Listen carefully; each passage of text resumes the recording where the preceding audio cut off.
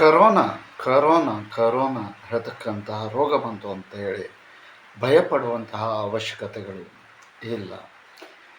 ನೀವು ಮಾಡಬೇಕಾಗಿತ್ತು ತುಂಬ ಸುಲಭವಾದಂತಹ ವಿಚಾರ ಅಂತ ಹೇಳಿದರೆ, ಆತಂಕವನ್ನು ಪಡೆದೇನೆ ನಿಮ್ಮ ಶರೀರದಲ್ಲಿ ಇರ್ತಕ್ಕಂತಹ ಇಮ್ಯುನಿಟಿ ಪವರ್ ಹೇಳ್ತಕ್ಕಂಥದ್ದನ್ನು ನೀವು ಜಾಸ್ತಿಯಾಗಿ ಮಾಡಿಕೊಂಡ್ರೆ ಯಾವುದೇ ರೋಗವು ಕೂಡ ಬರದೇ ಇರಲಿಕ್ಕೆ ಸಾಧ್ಯ ಇಲ್ಲ, ಬಂದೇ ಬರ್ತದೆ. ಆದರೆ ನಿಮ್ಮಲ್ಲಿ ಇಮ್ಯುನಿಟಿ ಪವರ್ ಜಾಸ್ತಿ ಇದ್ದರೆ ರೋಗ ಹೇಳ್ತಕ್ಕಂಥದ್ದು ಬಂದರೂ ಕೂಡ ನಿಮ್ಮನ್ನು ಏನು ಮಾಡದೇ ಇದ್ದಂಥ ರೀತಿಯಲ್ಲಿ ಹೋಗ್ತಾನೆ ಇರ್ತದೆ.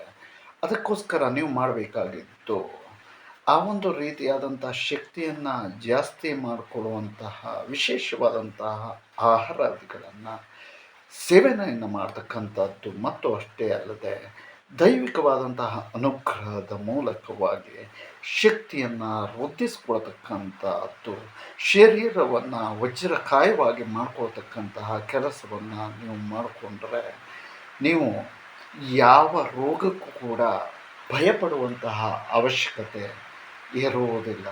ಅದರ ಪಾಡಿಗೆ ಅದು ಬರ್ತಾನೆ ಇರ್ತದೆ, ಹೋಗ್ತಾನೆ ಇರ್ತದೆ. ಹಿಂದೆ ನಾವು ಕರೋನಾ ಅಂತಹ ಭೀಕರವಾದಂತಹ ಸಮಯದಲ್ಲಿ ಎಷ್ಟೋ ಜನರನ್ನು ಉಳಿಸಿರ್ತಕ್ಕಂತಹ ಉದಾಹರಣೆಗಳು ನಿಮ್ಮ ಕಣ್ಣೆದುರಿನಲ್ಲಿ ಇರ್ತಕ್ಕಂಥದ್ದು.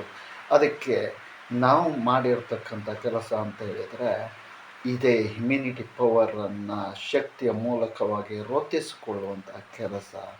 ಹಾಗಾಗಿ ನೀವು ಅದನ್ನು ಮಾಡಿಕೊಳ್ಳಿ, ಸಂತೋಷವಾಗಿ ಜೀವನವನ್ನು ನಡೆಸಿ.